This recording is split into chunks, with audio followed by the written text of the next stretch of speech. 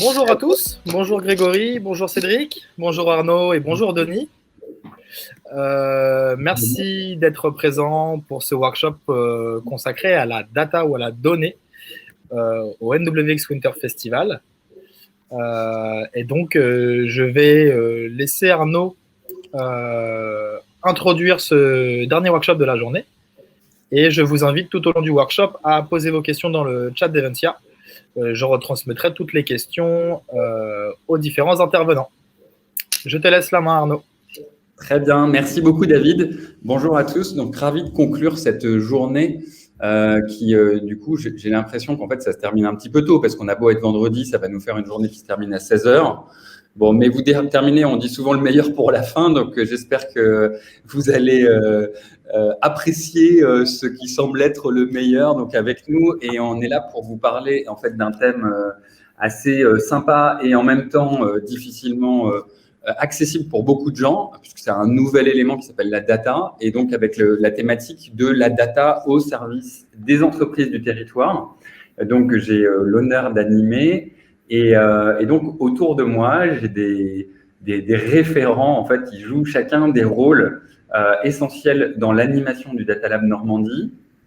Et donc, ce que je vous propose, c'est déjà de commencer par un petit mot d'introduction sur, entre guillemets, cette évidence territoriale avec la nécessité d'avoir un dispositif qu'on a conçu, imaginé avec une gouvernance publique-privée, sponsorisée donc, par la région et qui embarque aujourd'hui une gouvernance vraiment pluridisciplinaire, à la fois dans le monde académique, de l'enseignement supérieur, de la recherche, dans le monde, je dirais, de la technologie, de la French Tech, avec des entreprises du territoire comme celle que représente Denis de Momentech et la mienne avec Sagi, et puis un nouveau projet également.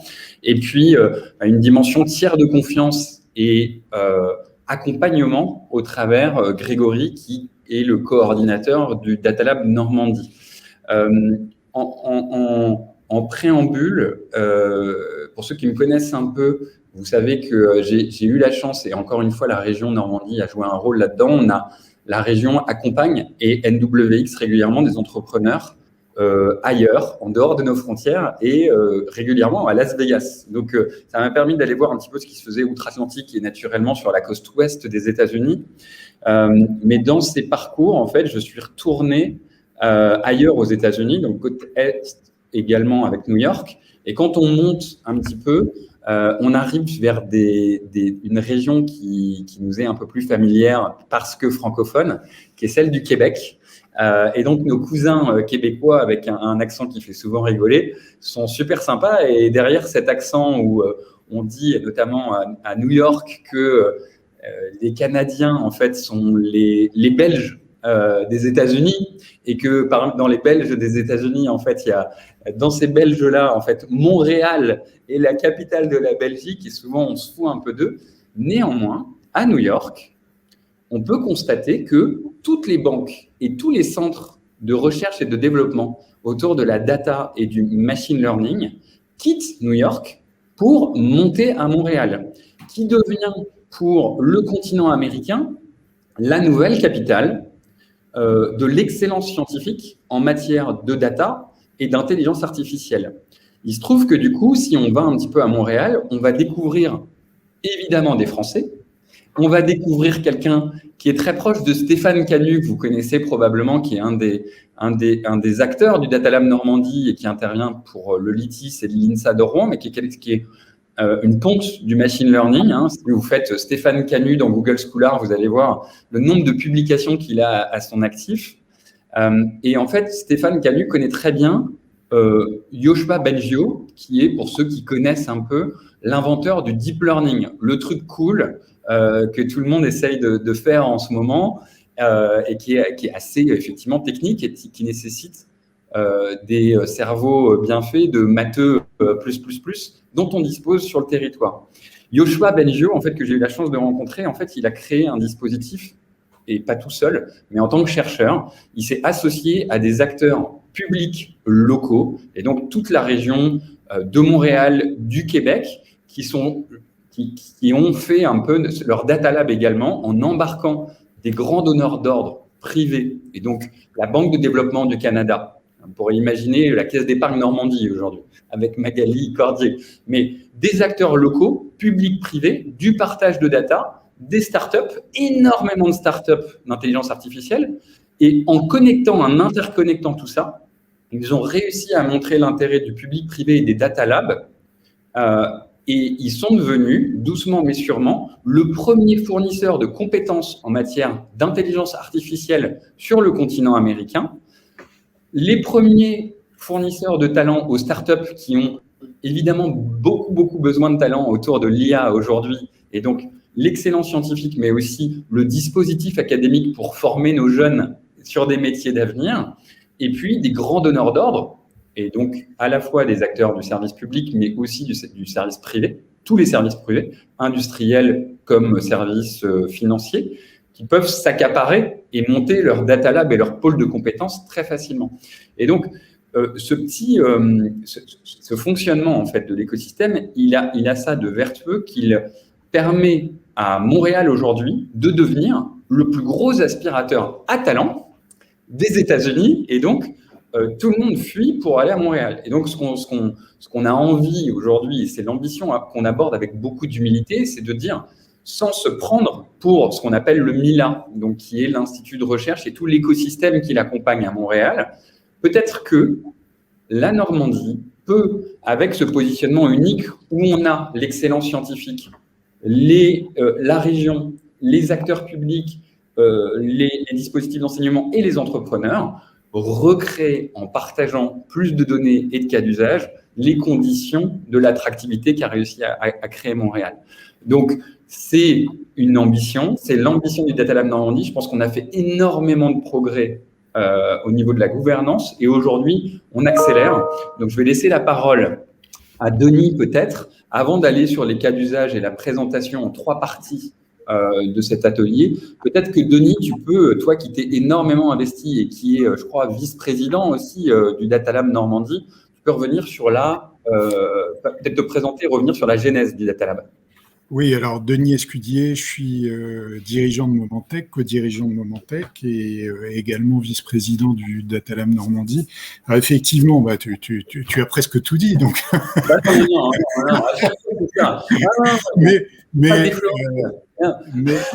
si tu veux, effectivement, le Data Lab Normandie est né vraiment de l'ambition de ses fondateurs. Donc, effectivement, à la fois la région, des startups du numérique, et puis les collèges, les académies, les laboratoires de recherche publics, de créer un écosystème de la donnée et un écosystème de l'IA. Donc, comment finalement donner le virage du numérique à un territoire. Donc, ça a été l'ambition du Data Lab de mettre des moyens en commun et de mettre une ambition en commune en faveur à la fois du territoire, de l'économie de ce territoire, et puis faire créer les conditions de l'émergence de nouvelles structures, de nouveaux projets, des projets plus ambitieux, et puis également faire en sorte que des talents émergent. Voilà, tout ça, créer un écosystème qui va s'enrichir de plus en plus et qui va se développer. Donc c'est un collectif aujourd'hui, c'est un collectif qui représente 26 membres, comme on l'a dit, des collectivités locales, des laboratoires publics. Donc collectivité locale, la première, c'est évidemment la région Normandie, laboratoire public, on peut citer évidemment, alors avec les laboratoires de tutelle, vous avez le CNRS, vous avez l'INSA, vous avez le GREC, voilà, tout ça réparti sur pas mal de grands pôles du territoire, Rouen, Le Havre, Caen notamment. Voilà, et puis bon, la gouvernance du Data Lab Normandie, elle est collégiale, donc on essaie de se mettre grâce à des groupes de travail, grâce à des groupes de travail donc spécialisés, à des comités opérationnels et puis à des comités de pilotage. On essaie de rassembler un consensus pour faire avancer les projets. Et puis avant tout, le Data Lab Normandie, c'est ces 3 objectifs principaux, hein, c'est découvrir, comprendre, agir sur la donnée et sa valorisation par l'IA, par l'intelligence artificielle. Donc tu parlais effectivement de l'IA on va dire, la plus prometteuse, qui est le deep learning. Pour l'instant, on en est plus au big data, aux premières étapes de machine learning. Et puis, le deep learning, c'est vraiment très prometteur. C'est pour avoir encore des résultats un petit peu plus précis, aller encore au-delà. Et puis, au-delà, c'est faire émerger, accompagner, expérimenter des projets et puis produire des services numériques nouveaux qui répondent à des problématiques métiers. Donc, voilà les ambitions du Data Lab. Son organisation, c'est vraiment un facilitateur de rencontres et puis qui est organisé autour d'un guichet unique. Grégory, d'ailleurs, est là pour représenter la porte d'entrée du Data Lab et faire en sorte que les porteurs de projets puissent s'adresser à lui, être pris en main et faire en sorte que leurs projets aboutissent, soit par le biais de la recherche dans un premier temps, ce sont des projets amont, soit en passant par une coopération avec des entreprises du numérique. Merci beaucoup, Denis. Et effectivement, Grégory, je te vois rigoler dans tes moustaches depuis tout à l'heure et tu as un rôle assez central là-dedans en tant que coordinateur du Data Lab Normandie. Et comme le dit Denis, on imagine que on entend ces mots de collectif, on entend cette gouvernance collégiale et donc ça veut dire un collège, donc ça veut dire beaucoup de monde. Et plus il y a de monde, plus il faut coordonner. Alors peut-être que Grégory, là-dessus, tu peux justement intervenir et nous éclairer sur la façon dont ces activités sont, et quelles sont les grandes activités, les orientations et la façon dont le dispositif est coordonné aujourd'hui. Oui, eh bien sûr. Donc Grégory Lévesque, je suis chargé de la coordination du projet Data Lab Normandie. Je suis rattaché à la direction de l'aménagement du numérique de la région Normandie, donc qui me met à la disposition de ce projet Data Lab Normandie qui est piloté par les 3 collèges, entreprises, laboratoires de recherche et collectivités territoriales.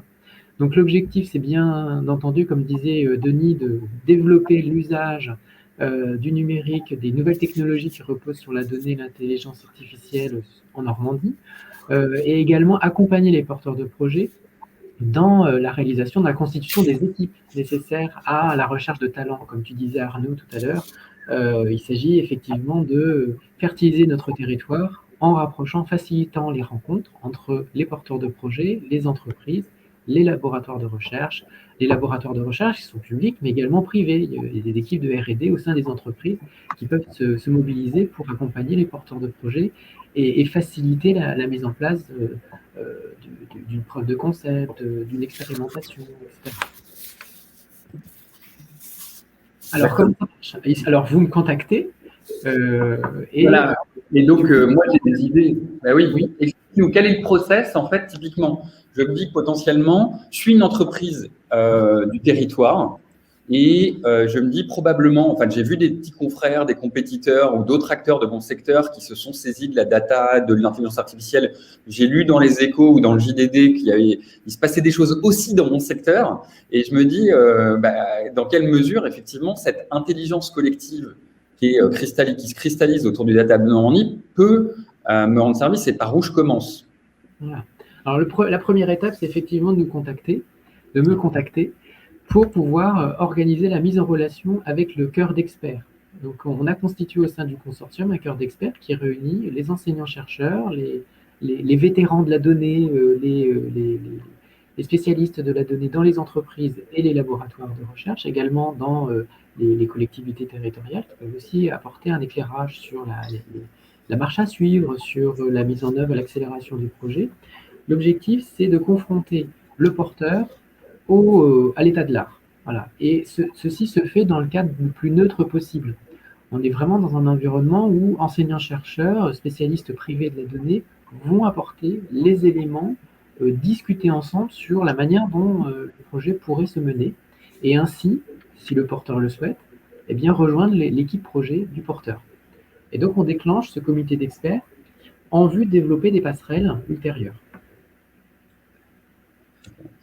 Merci beaucoup, Grégory. Il y a un rôle essentiel en fait qui ressort dans le Data Lab Normandie dont on parle, c'est qu'effectivement on a cette dimension expertise tant via les laboratoires publics que les laboratoires privés, puisque comme tu le dis, l'intelligence artificielle et les sujets ayant attrait à la data amènent quelque part une opportunité unique aux entreprises de se différencier par la recherche et le développement. Et comme on le voit, on parlait des États-Unis tout à l'heure, c'est aussi une réalité et ça doit être une réalité dans le secteur privé et évidemment en écho avec le secteur public et les forces qu'on a ici. Donc, est-ce que par rapport à ce qu'accompagne la région en matière de stratégie de recherche, est-ce que tu souhaites dire un mot sur les grands axes qui sont liés à l'expertise académique en Normandie et notamment, je pense, aux chaires et aux enseignants-chercheurs? Alors c'est vrai, le Data Lab Normandie, il est là aussi pour faire valoir nos savoir-faire et expliquer voilà, les pépites que l'on a à côté de chez nous. Donc nous avons 2 chaires d'excellence numérique qui ont été labellisées par l'Agence nationale de la recherche. Il s'agit donc de Stéphane Canuc, que tu as évoqué tout à l'heure, et de Frédéric Jury, qui sont les 2 lauréats. Alors en fait, les laboratoires de recherche, nous avons donc les 2 qui ont été labellisés et reconnus au niveau national, sont situés au sein du LITIS et du GREC. Et au sein du Data Lab Normandie, nous avons également d'autres laboratoires qui sont associés à la démarche et qui s'associent à la constitution du cœur expert. Il y a notamment le LMRS, le LMNO, le LMI ou le LMAH, qui sont répartis, comme tu disais, sur les différents pôles de recherche et d'enseignement supérieur normand. Et l'ensemble de ce collectif crée, avec les écoles d'ingénieurs, un volume de savoir qui correspond à peu près 300 personnes qui sont dédiées et qui sont spécialistes de la donnée en Normandie dans ces pôles de recherche. Donc c'est vraiment énorme, cette capacité, ce savoir qui est juste à côté de chez nous. Ouais, c'est trop peu connu et donc j'entends aussi la dimension faire savoir qu'on a ce savoir-faire avec 300 sachants, on va dire, capables d'accompagner et de partager leur savoir-faire et leur expertise en la matière. Donc quelque chose d'assez important sur le sujet avec tous ces laboratoires. Et est-ce que, du coup, toujours en gardant ta casquette région, tu peux nous dire finalement comment la région intervient et comment elle vient supporter? J'imagine qu'il y a, en fait, il y a les laboratoires de recherche, mais également l'enseignement supérieur, etc. Est-ce que tu peux nous dire quels sont les grands pans d'accompagnement, les moyens, peut-être pas sans rentrer dans les détails financiers, mais au moins, en fait, quelles sont les grandes activités supportées par la région? Notre force, c'est effectivement le cœur d'experts, qui permet d'avoir un dialogue neutre et de confiance sur l'accompagnement de projet. Et puis, nous avons au sein du consortium des mises à disposition des outils mutualisés qui permettent d'accélérer l'adoption de ces nouvelles technologies, avec notamment un des membres, Sagi, qui met à disposition cette technologie qui repose sur un data lake, qui est un orchestrateur de technologie qui permet d'injecter, traiter et voir les résultats de calcul dans un environnement de travail, on va dire, unifié. Nous avons également au sein du Data Lab Normandie le CRIAN, qui est la structure qui héberge notamment le supercalculateur qui permet de mobiliser en fait des puissances de calcul très importantes. Et c'est notamment utilisé lors de modélisation de fluides, notamment qui nécessitent des grosses capacités de calcul. Merci Grégory. Est-ce que peut-être tu peux rappeler ici, puisque tout le monde ne connaît pas en fait les dispositifs et les actions qui sont lancées par le Data Lab Normandie, et donc est-ce que tu peux évoquer les appels à projets typiquement qui ont été menés, qui le sont actuellement, etc., pour que les entreprises, qu'elles soient start-up ou entreprises plus structurées, aient connaissance de ces projets sur lesquels on peut se positionner aujourd'hui? Alors, dans le cadre d'un partenariat avec le HDH, donc le S, voilà, je cherchais l'acronyme. Voilà, j'ai eu un trou. Eh bien, nous avons en fait créé les passerelles entre l'écosystème national qui héberge le patrimoine de santé des Français et puis notre démarche locale, régionale, autour de notre écosystème de données. Et ce rapprochement entre ces deux ambitions a facilité la mise en place d'un appel à projet qui est porté par la région et qui se termine fin du mois autour des données de santé et données en santé. Ouais, et donc, alors je peux le préciser, mais parce que je pense que mais c'est des, comment dirais-je, c'est des dispositifs qui, on peut l'imaginer, pourront permettre là aussi d'installer la Normandie dans un rôle de territoire pilote, en fait, d'expérimentation. On pourra, y compris sur des données de santé qui sont au cœur de l'actualité, et on le voit aujourd'hui d'un système de santé qui est particulièrement stressé, et on le sait en Seine-Maritime particulièrement avec un manque d'équipement, ou en tout cas une saturation. La data est peut beaucoup apporter.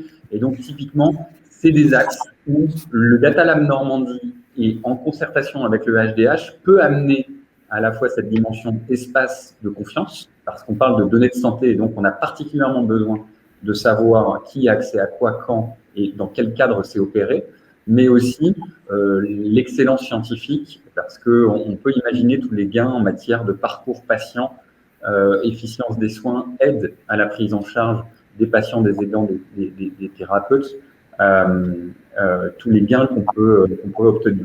Donc effectivement, c'est pour ceux qui ne connaîtraient pas en fait ces dispositifs, on peut inviter tout le monde à aller régulièrement se connecter sur le site du Data Lab Normandie pour connaître les différents appels à projets qui sont offerts comme dispositifs. Si on revient un peu, Denis, sur les champs de recherche en fait des chaires d'excellence, notamment qu'on évoquait tout à l'heure, est-ce que tu peux préciser un peu pour aller plus en profondeur sur ce domaine? Oui, alors effectivement, donc tu parlais tout à fait il faut déjà préciser que, sauf erreur, hein, sur le plan national, c'est 43 chaires de recherche qui ont été désignées, enfin nommées sur le territoire, et 2 pour la Normandie, ce qui est remarquable en intelligence artificielle. Donc c'est le cœur du sujet du Data Lab, donc c'est important de le rappeler, avec Stéphane Canu de l'INSA, laboratoire du LITIS, dont la spécialité est évidemment le machine learning, et notamment il travaille, et cette chaire est consacrée à l'étude des propriétés fondamentales de l'apprentissage automatique, dont la robustesse, et puis le but c'est de garantir la fiabilité de ces méthodes pour des applications liées à la mobilité intelligente. Donc son équipe va être impliqué sur le sujet du véhicule autonome, et notamment le projet de territoire d'innovation grande ambition, donc TIGA, porté par la métropole Rouen-Normandie. Et puis, donc on a Frédéric Jury qui est au laboratoire du GREC à Caen, et lui, il a la spécialité plutôt de la vision par ordinateur. Donc c'est une branche spéciale liée à l'image, de l'intelligence artificielle.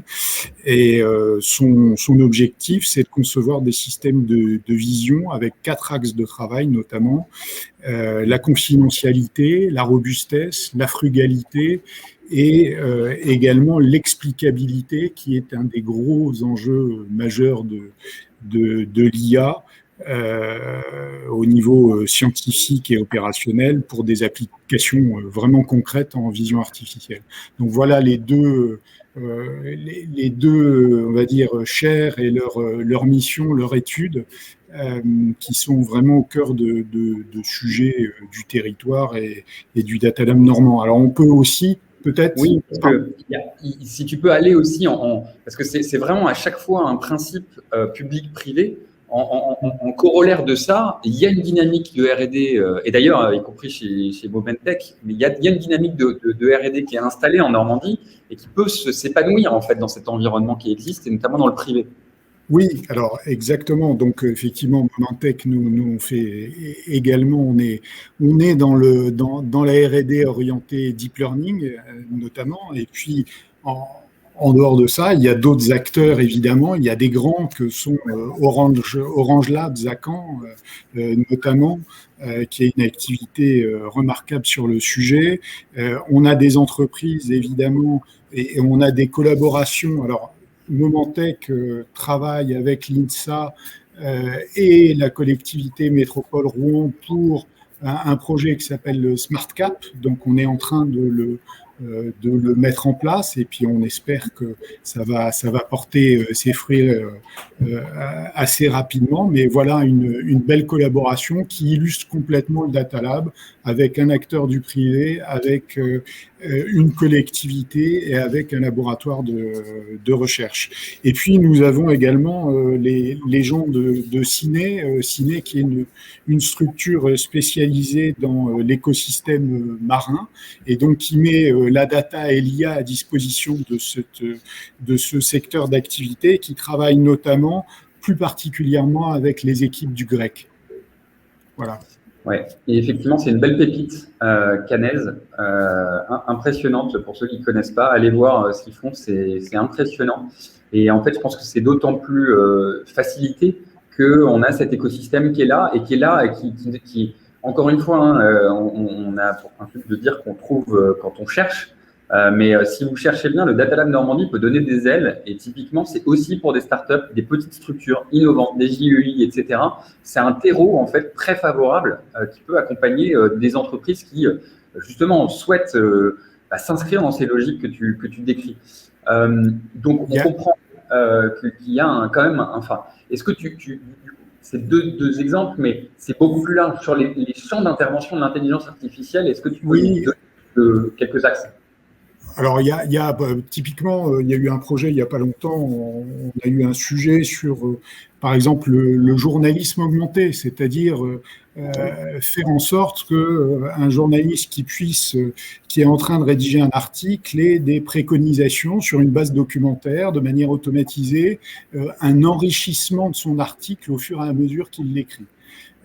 Donc voilà, ça c'est très intéressant, c'est-à-dire que le travail de l'IA va être de faire de l'analyse sémantique sur des blocs de texte en correspondance avec l'écriture du journaliste et proposer des textes enrichis.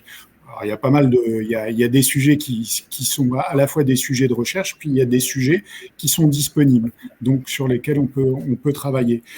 Également, dans le domaine industriel, sur une ligne de production, c'est-à-dire on parlait de vision artificielle tout à l'heure, vision par ordinateur. Aujourd'hui, on peut très bien imaginer que sur une petite entreprise industrielle qui développe des petites pièces automobiles, en bout de chaîne de production, vous n'ayez pas des gens qui regardent de manière manuelle ou par la vue les défauts des pièces et puis qui accèdent peut-être à des fonctions un peu plus valorisantes, mais que ce soit en lieu et place des caméras qui vont être capables, par apprentissage automatique auparavant, des défaillances ou des défauts des pièces, être capable d'écarter les mauvaises pièces et faire vraiment un tri intéressant, ce qui était difficile de faire avec du traitement d'image classique, c'est-à-dire typiquement une tache d'huile qui est considérée comme une ombre par une caméra, l'IA va reconnaître, parce qu'on lui aura appris à reconnaître que cette tache d'huile, cette ombre particulière, n'est pas un trou, par exemple. Donc voilà, et va être capable de ne pas de bien trier ce type de pièces. Dans le domaine du service, des entreprises qui ont par exemple besoin de faire de la réponse à des appels d'offres de manière extrêmement régulière, eh bien, l'IA aura appris avec une base évidemment historique, à reconnaître les paramètres des appels d'offres qui vont être gagnés et de ceux qui vont être perdus, ce qui va faciliter le tri en amont des appels d'offres auxquels il faut répondre avec des scores de confiance intéressants. Donc, c'est de l'aide à la décision. Tout ça, c'est apporté par l'IA notamment. Ouais. Alors, c'est très large, on pourrait, et on le sait, toi et moi, en fait, le champ des possibles est immense. Et donc, peut-être pour rassurer tout le monde sur les deux dimensions qu'on entend là, c'est-à-dire qu'il y a une logique qui est d'aller chercher et produire une connaissance à l'état de l'art dans le domaine de la science, dans des domaines publics et privés, mais clairement, un enjeu du Data Lab Normandie qui est de travailler avec des services, des sociétés de services du numérique local, de proximité, pour amener cette innovation au plus proche des entreprises du territoire et donc d'être dans l'expérimentation. Quand on parle d'expérimentation, c'est être sur des cycles très très courts où on va aller travailler sur des sujets comme le journalisme, les médias, on le sait, aujourd'hui c'est des professions qui se réinventent.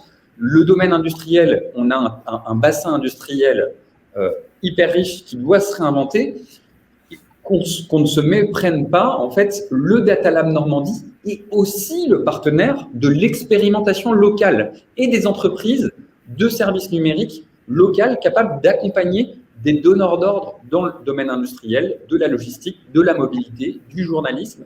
C'est très, très large. Et donc, n'hésitez pas dans ce contexte-là à échanger avec Grégory, puisqu'en fait, il n'attend que ça.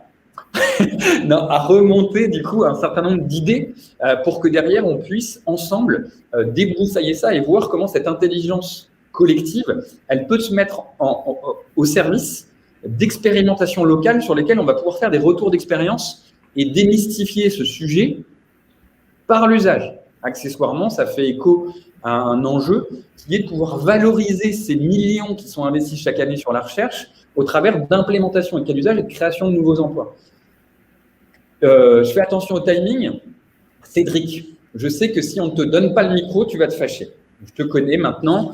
Et donc, si. Et donc, peut-être que, Cédric, du coup, déjà, toi, tu interviens aussi pour le compte alors que je ne dise pas de bêtises, c'est le PCI Co-Sen Aglo, et tu as un rôle, en fait, au sein du Data Lab Normandie autour de ça. Est-ce que déjà, tu peux nous revenir sur ta contribution et tes objectifs et comment toi, tu comptes exploiter et donner au Data Lab Normandie.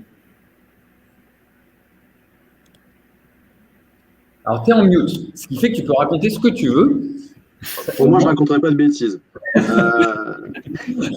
Du coup, merci. Et concernant Cosenaglo, c'est clair, c'est une EPCI. Ce qui est intéressant, on connaît en termes de PCI, en termes de dimension, on connaît Métropole de Rouen, Communauté urbaine du Havre et Caen-la-Mer. Et moi, je suis dans une EPCI qui fait 78 habitants et 550 km². Et en gros, la question de la data et la question, j'allais dire, l'usage de la donnée, du traitement de données, il n'est pas que sur des très grandes métropoles, il est aussi globalement pour l'ensemble des territoires. Et ça, c'est le premier élément. Et ce qui est intéressant, alors c'est pas concurrence, hein, on est partenaire avec ces grands acteurs, et au contraire, hein, Comment ?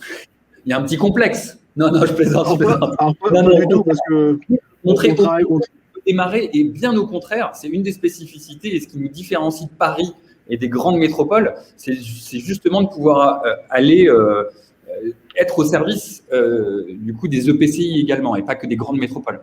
Ce qui est intéressant dans le cadre j'allais dire des collectivités et collectivités locales notamment, c'est on est à la croisée des écosystèmes aussi, qu'ils soient les écosystèmes, j'allais dire économiques, sociétaux et environnementaux. Donc en gros, cette dimension, cette problématique de la data, en fait, on produit énormément de données, ou on exploite énormément de données, on en a besoin pour alimenter nos politiques publiques, pour les évaluer aussi. Mais derrière ça, c'est comment on les exploite. Comment on arrive à avoir les moyens de pouvoir engranger cette masse de données et derrière pouvoir passer de la donnée à la connaissance. Et vraiment, hein, c'est-à-dire de la donnée, l'information et la connaissance, véritablement. Et c'est de disposer d'un certain nombre d'outils et de moyens et de façons de pouvoir traiter cette donnée au sein des collectivités. Et c'est là où, du coup, la première chose, et l'intérêt du Data Lab aussi est là, c'est de pouvoir développer, on est en train de développer une stratégie data en interne, où on va parler d'interopérabilité, d'open data, d'API génériques, d'interconnexion et de décloisonnement de données dans un certain nombre de secteurs, et de subsidiarité justement avec mes grands voisins dont je parlais tout à l'heure. Mais c'est comment on traite ces éléments-là et comment on arrive à mettre ça en musique. Et c'est là où l'intérêt du Data Lab est extrêmement fort, en lien avec l'ensemble, j'allais dire, de l'écosystème économique, numérique, qui peut être situé partout en Normandie. Et l'intérêt, c'est de pouvoir aussi, nous, au niveau de notre territoire, être territoire justement d'expérimentation.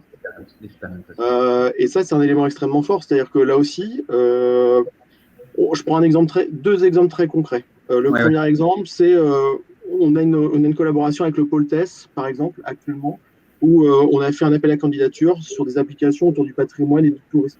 Et on a mis en résidence 2 entreprises qui traitent directement de problématiques touristiques et patrimoniales sur notre territoire. Et du coup, là, ça va générer de la data et potentiellement, ça pourrait être exploitable derrière. Un autre projet, et Denis, je le regarde parce que on y réfléchit et depuis un petit moment ensemble et on en discute, c'est autour de la mobilité. On parlait tout à l'heure de mobilité intelligente, mais la mobilité et la mobilité durable, j'allais dire aussi, parce que nous, on a une problématique d'inclusion aussi, surtout dans un territoire plus rural, c'est comment faire en sorte que tout le monde trouve un moyen de pouvoir se déplacer de chez lui jusqu'à un rendez-vous chez le médecin pour parler de choses actuelles ou pour pouvoir simplement aller faire ses courses. Et derrière, là, par exemple, pour prendre ce cas très concret, d'un côté, on a un certain nombre de données de mobilité douce, le masse régional et choses comme ça, plein de données, mais derrière, nous, on a une population. Et derrière, c'est comment on arrive à faire matcher sous forme d'application et pouvoir segmenter, entre guillemets, l'offre de mobilité par rapport à l'offre de services de mobilité. Et donc là, c'est tout un travail et ça va nécessiter, en fait, pouvoir segmenter et pouvoir, j'allais dire, donner le bon moyen de locomotion à la bonne personne. Derrière, il va falloir derrière du machine learning pour pouvoir traiter ces informations-là. Et ça, c'est ce genre d'exemple, en fait, extrêmement concret aussi, où là, on n'a pas forcément les capacités techniques au sens supercalculateur pour pouvoir produire ces éléments-là. Mais par contre, nous, on a les cas d'usage derrière qui permettent de pouvoir entraîner, de pouvoir travailler sur des cas très concrets et qui touchent, et là, les différents acteurs. Parce que quand on parle de mobilité, on ne reste pas sur notre territoire, à part dans des conditions de confinement. Mais donc, il faut pouvoir connecter et être en interopérabilité avec d'autres acteurs locaux et puis l'acteur régional, en fait, notamment. Oui, tout à fait. Ça permet, merci Cédric, ça permet effectivement d'assumer pleinement la dimension écosystème qui fonctionne à différentes mailles et qui intègre justement tous ces transports et cette fluidification dont on a besoin en fait quand on veut servir les différents citoyens. Et il y a beaucoup à faire en la matière, surtout quand on prend en jeu les enjeux environnementaux, mobilité douce, durable. Et on peut capitaliser, c'est la force et c'est tout l'état d'esprit aussi, c'est faire à petite échelle et capitaliser à grande échelle. Donc, ça peut naturellement, étant donné qu'il y a cette mutualisation sur les cas d'usage qui se fait, être réutilisé sur d'autres métropoles et d'être pensé de manière beaucoup plus globale dans une logique où on n'aura pas chacun à réinventer sa roue en imaginant qu'on a eu le cas d'usage de l'année et que chacun fasse sa petite roue dans son petit coin sur son petit, grand, moyen territoire, mais qu'on ait justement une capacité à massifier, à capitaliser, à démultiplier les cas d'usage et en se partageant un petit peu le champ des possibles, qu'on entend très, très large. Peut-être là-dessus, Grégory, est-ce que tu peux rebondir simplement sur, justement, quand on parle de proximité, je crois qu'il y a des espaces publics numériques, en fait, j'aimerais qu'on aille vers l'emploi, en fait, un peu plus pour terminer justement, comment ça peut servir les territoires et qu'est-ce qui est fait aujourd'hui pour expliquer davantage en proximité ce que ça signifie voilà. Donc effectivement, dans un des axes du Data Lab Normandie, le consortium a souhaité faciliter l'accès à ces nouvelles technologies auprès du grand public pour qu'elles soient mieux comprises, mieux appréhendées en termes d'enjeux, de problématiques, d'opportunités, aussi de défantasmer aussi certaines situations qui sont portées par le cinéma notamment. Donc on a cette démarche, le consortium a souhaité vraiment impulser une démarche de pouvoir toucher le grand public autour des enjeux de la donnée, de l'intelligence artificielle. Et on a souhaité pouvoir accéder aux territoires qui sont périphériques. Voilà, ça ne se passe pas uniquement dans les grandes villes métropolitaines. Et donc pour cela, on s'est appuyé sur le réseau des espaces publics numériques qui sont labellisés par la région Normandie, gérés au sein de la direction de l'aménagement du numérique, pour pouvoir sensibiliser les publics sur ces enjeux-là. Et donc, on travaille actuellement notamment avec le PCI Covalet de Seine, qui du coup travaille avec la démarche de vulgarisation scientifique du Data Lab Normandie pour parler de la data, qu'est-ce que c'est, comment ça marche, les avantages, les inconvénients, etc.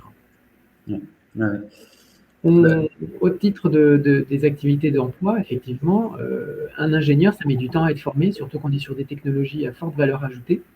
Et donc, on a besoin de créer Surtout Normand est trop vite, mais il faut lui expliquer longtemps. Et donc, on a besoin de créer des vocations. Voilà, c'est-à-dire que pour que les gens se projettent sur des métiers qu'ils ne connaissent pas, enfin, autant on peut se projeter sur le métier de boulanger, banquier, parce qu'on les fréquente, on les voit, data science, data scientist, etc. Ce sont des nouveaux métiers. Et les jeunes qui sont en troisième n'ont pas toujours des représentations sur les carrières et les chemins de formation qu'il faut emprunter. Et donc, le Data Lab Normandie a coordonné la présence des professionnels, des enseignants-chercheurs, des experts de la donnée dans les entreprises, des spécialistes du droit du numérique pour expliquer les nouveaux métiers liés à la donnée à l'occasion du salon régional de l'orientation qui était organisé au mois de février par l'Agence régionale de l'orientation. Ouais. Très, très important. Ça veut dire qu'en fait, dans ce qu'on a modélisé aussi, et vraiment merci à vous pour ces actions, ça veut dire qu'en fait, on a commencé avec cette excellence scientifique, on est revenu sur les cas d'usage, mais on remonte finalement à ce qui est essentiel, c'est l'éducation et l'apprentissage en fait sur des futurs métiers et même jusqu'à l'explication de cette réalité de nos entreprises qu'il faut anticiper, puisque en fait, effectivement, on n'est pas en Californie, on est en Normandie, c'est mieux. Et donc, mais on n'a pas Google et on n'a pas Apple, donc c'est pas forcément évident. On n'a pas justement, en Californie, forcément les gosses, et dès la troisième, savent que globalement, il vaut mieux se former très vite à la data et à l'IA. C'est évident, et il y a Google, il y a Salesforce, Einstein, etc. Mais en Normandie, c'est aussi vrai, c'est-à-dire que globalement, c'est quand même dommage que nos ingénieurs français aillent là-bas, alors que typiquement, on a tout ce qu'il faut pour les retenir sur le territoire et qu'il y a justement ce territoire d'expérimentation qui permet en plus de faire ça beaucoup plus vite et sur une échelle qui est locale sans avoir besoin d'aller à l'autre bout de la planète pour faire des projets et donc avec une dimension vertueuse pour les emplois et les formations. Donc, je le dis à tout le monde, mais ça pareil, vous pouvez retrouver des éléments sur le site du Data Lab Normandie, mais il y a une brochure métier qui a fait l'objet d'une coproduction dans ce cadre-là. Et là, Grégory, peut-être qu'on pourra remettre après, ou même sur le site du Data Lab Normandie, le lien. Et c'est très important, y compris pour les enseignants. Ce n'est pas que l'excellence scientifique. Les vocations, elles se suscitent dès la troisième. Il y a un gisement de nouveaux emplois et les formations ne sont pas prêtes aujourd'hui. Donc, il est important de se saisir de ça. Et peut-être à nous aussi, Denis, de faire état de nos besoins, en fait. Parce que peut-être, je me permets d'aller sur ce terrain-là et d'intervenir cette fois-ci en tant qu'entrepreneur, c'est que j'ai la chance d'être à la tête, d'avoir créé une petite pépite, comme on les appelle dans la French Tech, de la data qui s'appelle Sagi. Aujourd'hui, je démarre un projet qui vient s'inscrire en totale complémentarité avec ce projet initial qui est de créer le premier collectif industriel européen de la data, puisqu'on sait tous qu'on a vu avec le Covid qu'on avait une dépendance très très forte aux solutions des géants américains et qu'on construisait sur des infrastructures des autres à qui on louait et ces autres qui défiscalisent, etc., ce qui pose un vrai problème. Et on a plutôt intérêt, là aussi, à revenir sur des solutions beaucoup plus locales. Et donc, si on veut réfléchir un peu plus local et vertueux et finalement produire et consommer responsable, comme on le fait dans le domaine alimentaire, ça implique qu'on ait, là encore, un écosystème plus mature. On a vu quelques échecs avec CloudWatt, etc., mais la réalité, c'est que l'intelligence collective, là aussi, peut probablement sauver pas mal d'opportunités qui sont aujourd'hui capturées par des Américains et des Chinois. Et en Europe, effectivement, il y a une espèce de désert. Donc, l'idée, ça va être, dans le cadre de mon nouveau projet qui est Clearup, de créer finalement une espèce de collectif industriel de la data et de l'IA et de prendre des engagements industriels sur ce sujet-là. Ça, c'est très bien, mais ça signifie que je me retrouve dans une position où on a la chance d'avoir signé un premier client qui est le ministère de la Santé. Donc, en fait, on doit très rapidement produire. Tu parlais du Health Data Hub. On est aussi, et on accompagne, en fait, et on intervient au Health Data Hub dans une certaine dimension. Et en fait, on va avoir besoin de ces espaces de confiance, évidemment, parce qu'on va être sur de la donnée de santé. Mais on va avoir besoin de l'excellence scientifique et on va avoir besoin d'ingénieurs et de techniciens qui amènent des approches très pragmatiques dans la manière de dérouler des projets. Et c'est souvent beaucoup plus simple qu'on l'imagine. D'où l'intérêt de partager des retours d'expérience sur la réalité des projets data qui sont souvent beaucoup plus simples et accessibles qu'on peut se l'imaginer. Mais néanmoins, il faut en être capable. Et donc, moi, je peux partager mon retour d'expérience là-dessus. Ça a été très difficile de trouver des compétences sur la data et sur ces métiers sur nos territoires. Donc, il y a un vrai enjeu à ce qu'on travaille là encore sur une dimension publique-privée pour que des employeurs tels que Momentech, Orange, Sinaï, Soyuz, Sagi, demain Clérop, peu importe, toutes ces pépites puissent partager avec le Data Lab Normandie les besoins les plus marqués en matière de talent, puisqu'on a une pénurie. Aujourd'hui, alors là, je me suis réinstallé au village Baïséa à Rouen, mais je sais que sur les 20 postes qui sont ouverts, j'aurai énormément de difficultés à trouver des emplois en région, parce que les dispositifs, les formations ne sont pas encore prêtes, et c'est normal, parce qu'il y a un rythme de l'innovation qui ne correspond pas au rythme de la réforme et de la révision des programmes pédagogiques. Et puis, comme tu disais, Grégory, ça prend du temps de former un ingénieur. Et donc, souvent, entre le début et la fin du cycle, les technologies ont connu 3 révolutions. Donc, il y a cette nécessité finalement de travailler pour plus de concerts et en formation continue avec les entreprises et donc de travailler main dans la main. Et là aussi, je parle au nom des entrepreneurs. Alors, Denis, moi, mais on est beaucoup d'autres à pouvoir accueillir et partager la réalité de nos besoins et d'aider aussi les enseignants à préparer la suite des événements sur tous ces nouveaux métiers dont on fait la cartographie, etc. Donc, le confinement ne nous y aide pas, on est contraint derrière nos vidéos, mais néanmoins, c'est très important, je pense, qu'on puisse me faire taire parce qu'il est l'heure. Donc, c'est très, très difficile. Ça, c'est un truc, c'est pareil. On verra ça dans 10 ans au Data Lab Normandie, mais c'est un challenge, c'est pas forcément le plus réaliste de tous. Peut-être, je ne sais pas si vous voulez glisser un mot pour finir. Alors, je n'ai pas vu beaucoup de questions. Je ne sais pas s'il y a des… Arnaud, il va falloir conclure, donc ça, c'est normal. On dit toujours ça avant que j'ai commencé à ouvrir la bouche. Donc, rendez-vous le 1er avril pendant la semaine du numérique. 1er avril à 18h, inscription sur le site Cosanaglo, donc cosen.fr. Le rendez-vous est passé. L'information est passée. Est-ce que vous voulez glisser un petit mot de conclusion sur justement toutes ces bonnes énergies et ce champ des possibles autour du Data Lab Normandie, Grégory, Denis? Alors moi j'ai juste un mot et je laisserai conclure Grégory, juste un mot pour les entreprises du territoire. Il y a beaucoup d'appels à projets à manifestation d'intérêt qui arrivent via le PIA 4 notamment, plan de relance. J'invite tout le monde, toutes les entreprises à se rapprocher des startups du numérique du territoire, des grandes entreprises, des laboratoires, des collectivités pour profiter de ces appels à projets et pour créer des projets parce que c'est le moment, c'est l'occasion et qu'il y a de très belles choses à lancer. Donc, allez sur ces appels à projets et on va vous accompagner, notamment au sein du Data Lab. Je te laisse terminer, Grégory. Merci, Denis. Donc, le petit mot de synthèse, le Data Lab Normandie, s'il faudrait retenir une chose, c'est vraiment un accélérateur de projet, un facilitateur de rencontres. Voilà. Le tout dans un cadre de confiance, associant les collectivités, les entreprises et les laboratoires de recherche d'excellence normande. C'est beau, c'est beau. On est d'accord. Non, mais moi, je n'ai rien à rajouter. Ça va vous rassurer. Cédric, as-tu quelque chose à rajouter?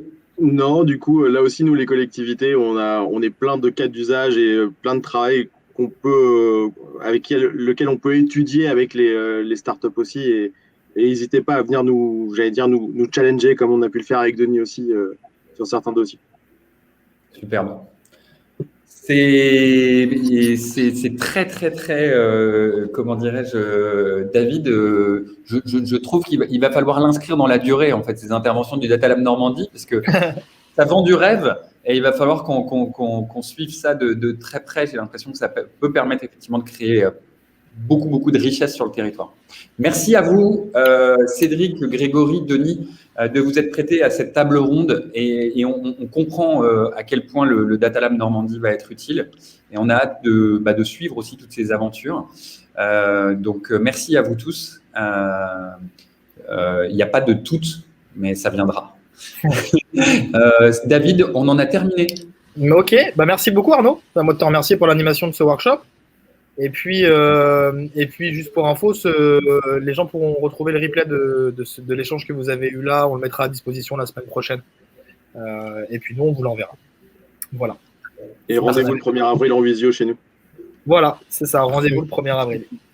Top. Génial. C'est noté. Merci beaucoup. Merci. Merci. Bonne fin Merci. de journée. Merci Au beaucoup. revoir. Au revoir.